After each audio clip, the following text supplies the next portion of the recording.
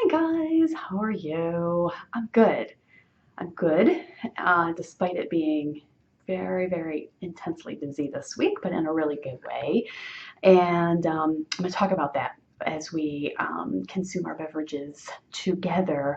First, like our usual structure has been a little bit of housekeeping. So, how is your Sacred Heart Novena going? I put up a little tab in on the top of my blog so that you can link right over to Pray More Novenas. It's only day 2. If you wanted to catch up, I think that would be easy to do.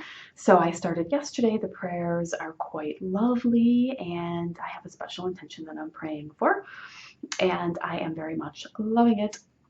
My replacement Sacred Heart Chaplet isn't ready yet because I discovered its loss, of course, quite at the last minute before the novena, and it's being custom made, so it's going to be on its way.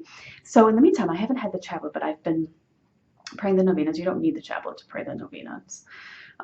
Occasionally I will pray them. I will do that in tandem.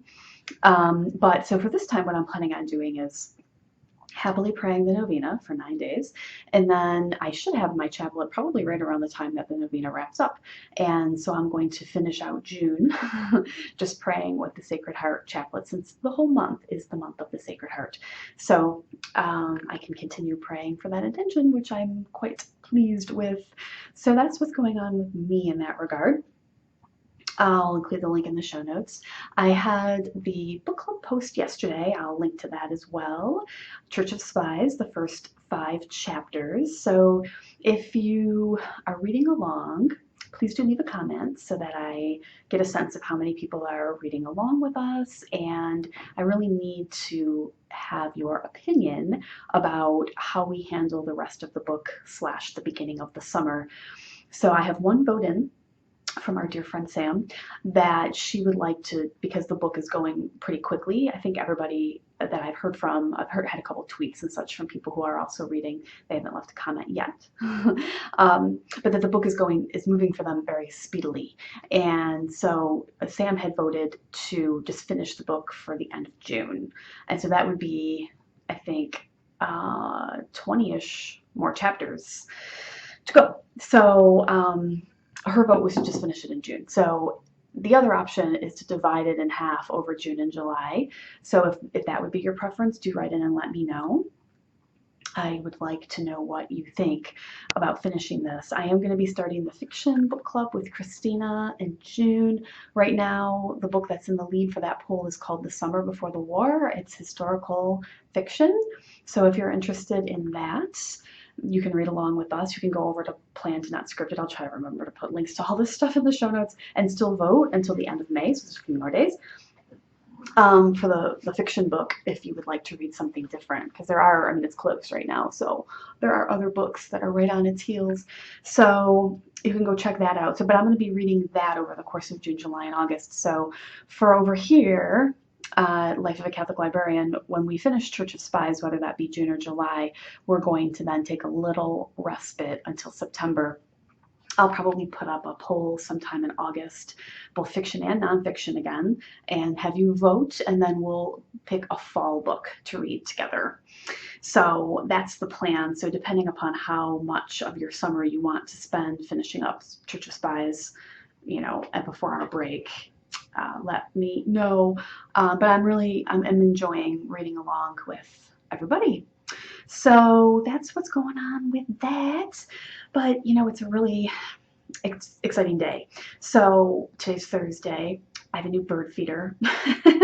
Before we get to the main attraction, my daughter loves birds, and so do I. I have really been wanting a feeder for some time, but we were concerned about the mess and such, and you worry about rodents because we live in a little bit more of a I say urban, but it's not like we live near a big city, a smaller city. But the houses are close together, and yeah, so it has that type of a feel. So we don't get real exotic birds around here because there's just not a lot of trees for them. There's some trees, but not a wooded place where you would get more exotic species that congregate. We get cardinals though, and we have tons of robins at this time of year, which are so cute.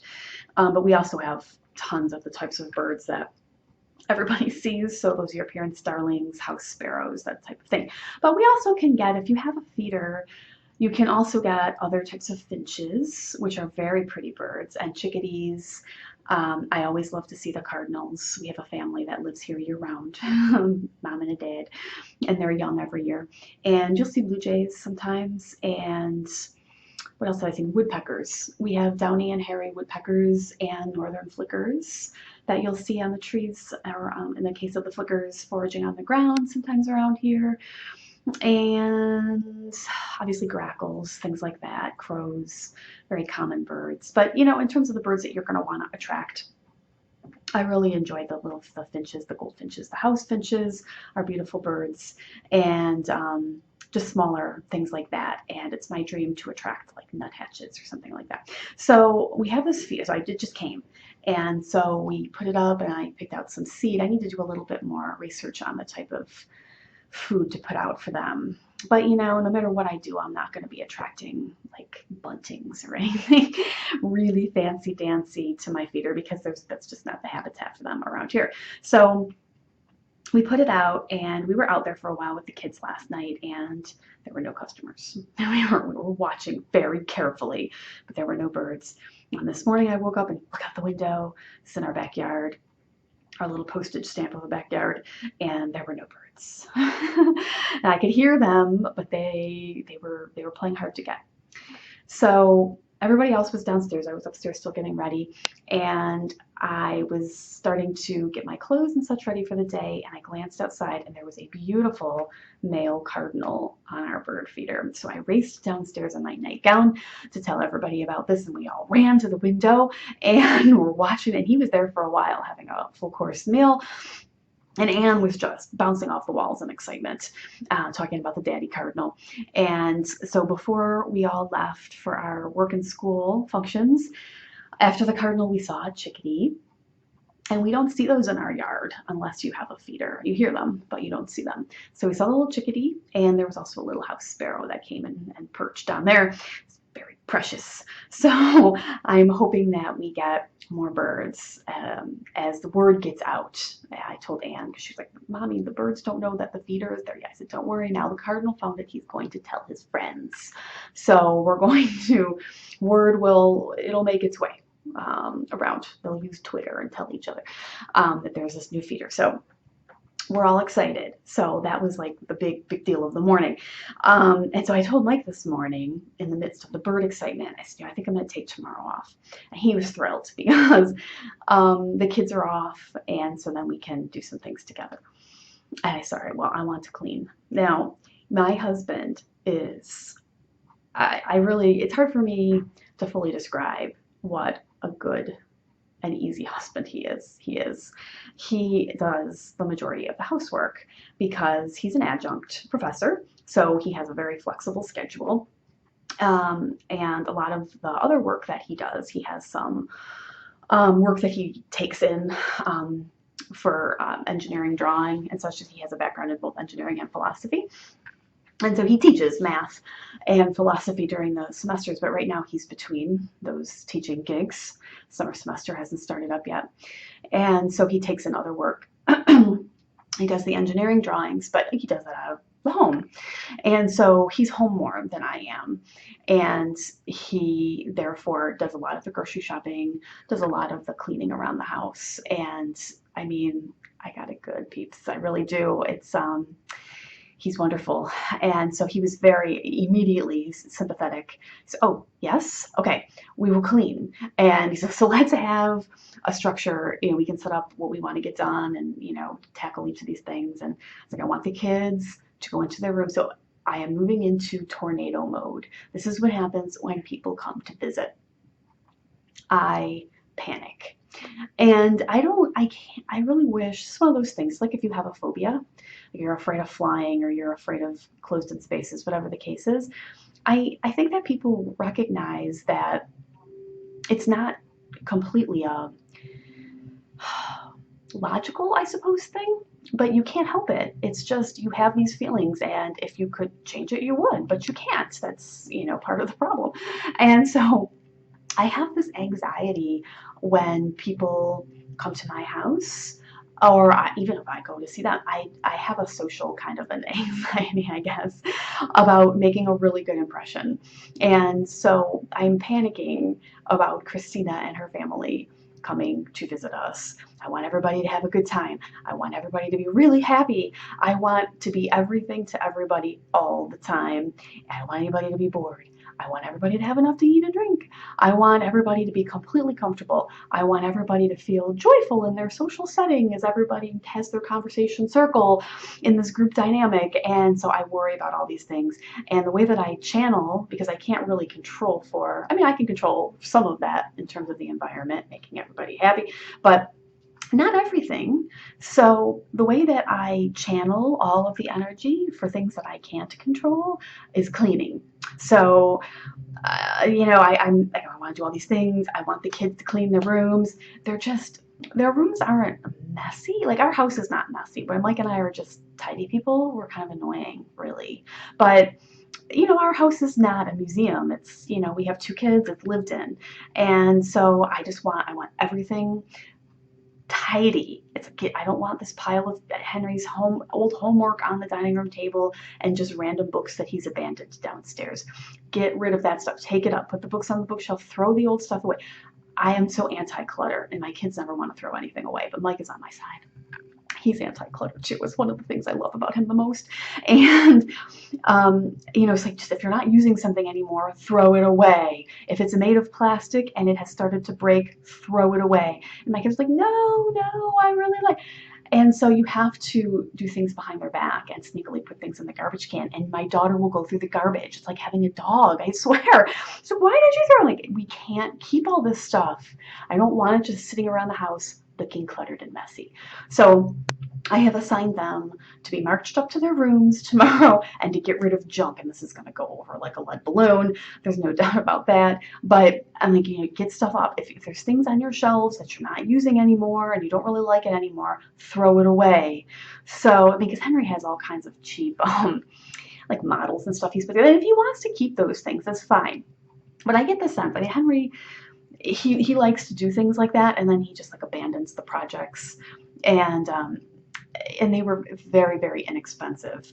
So I know he's going to want new ones because he enjoys the process of putting them together. And so it's like, if you're particularly attached to some of them, fine, keep those. But if there's others that you just like could really care less, let's get rid of those, because we need to like clear the dust gathering objects, make room for new things that you're going to do in the future.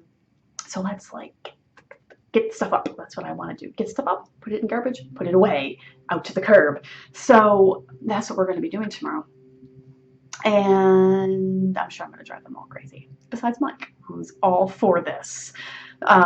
So I'm feeling tornado-y and nervous, but I'm so excited. I mean, it's Christina. It's a really big, fun deal, and I can't wait to see her.